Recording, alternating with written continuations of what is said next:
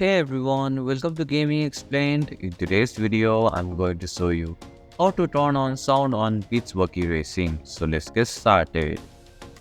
First, open the Beach Buggy Racing game.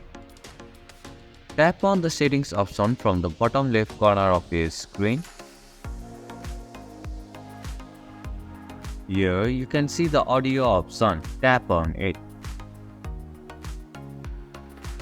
Now locate the volume slider right below the SFX Volume option.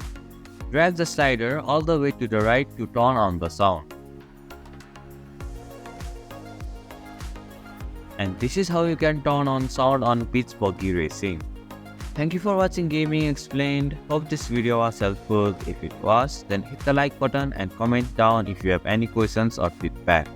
Also, if you are new to our channel, please subscribe and hit the bell icon so that you don't miss our upcoming videos.